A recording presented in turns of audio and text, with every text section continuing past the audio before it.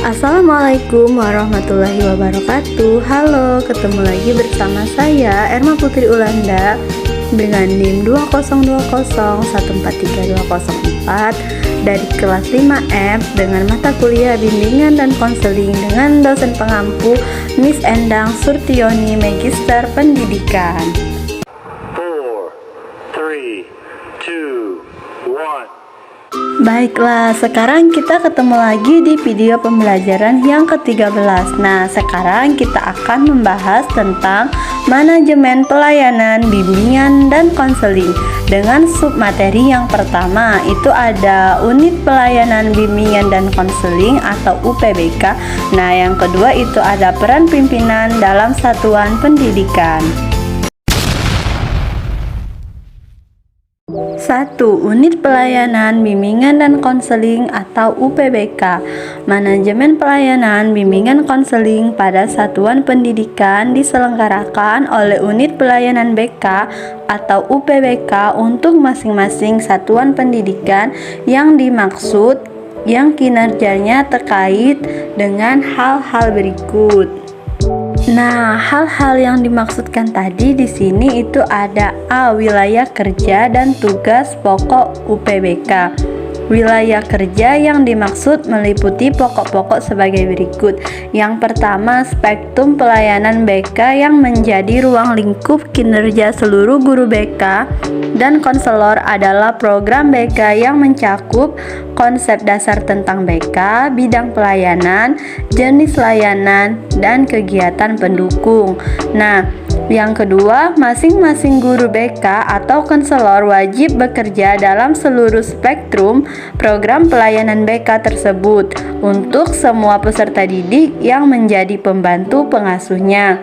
Yang ketiga, kegiatan guru BK atau konselor dalam spektrum program pelayanan BK tersebut dilaksanakan dengan mengikuti tahapan-tahapan kegiatan.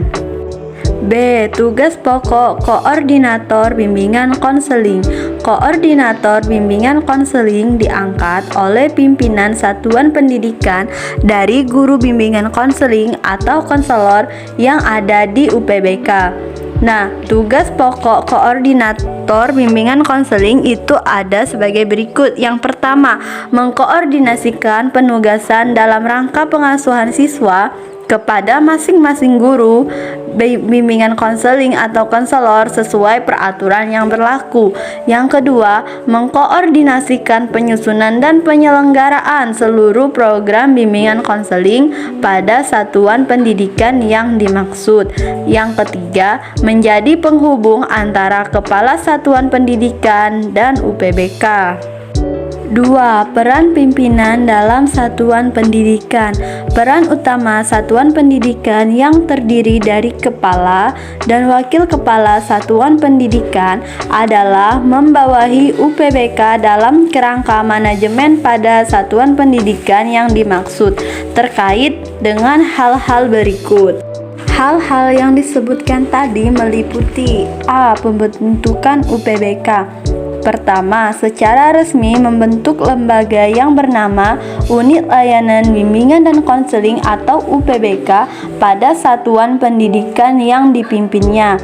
Yang kedua, menyetujui atau menerima penempatan guru bimbingan konseling atau konselor untuk bertugas di UPBK pada satuan pendidikan. Nah, yang ketiga, hanya koordinator guru bimbingan konseling yang ada di UPBK sebagai koordinator kualifikasi pendidikan dan kinerja guru BK atau konselor yang ada.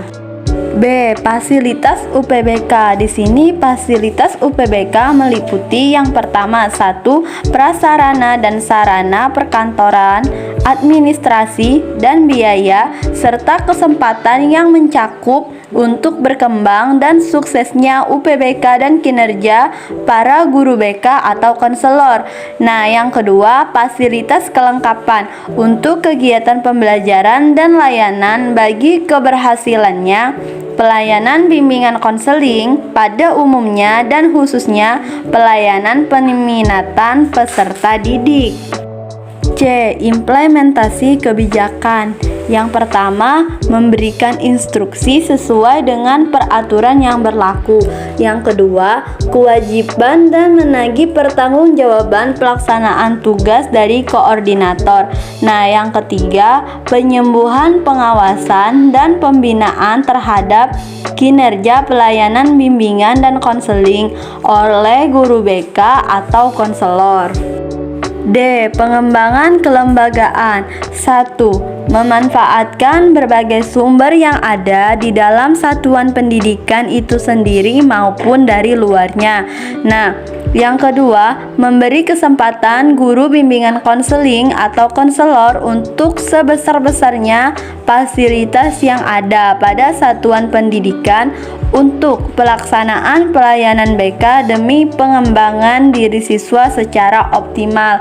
Nah, yang ketiga, memberikan kesempatan kepada guru BK atau konselor untuk mengikuti pengembangan keprofesionalan dalam bidang BK, termasuk arah untuk peningkatan kualitas penilaian kinerja guru atau PKG.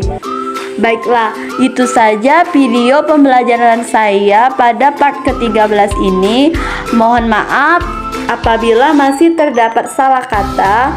Kepada Allah saya mohon ampun. Akhir kata, wabillahi taufiq walhidayah. Wassalamualaikum warahmatullahi wabarakatuh. Dadah.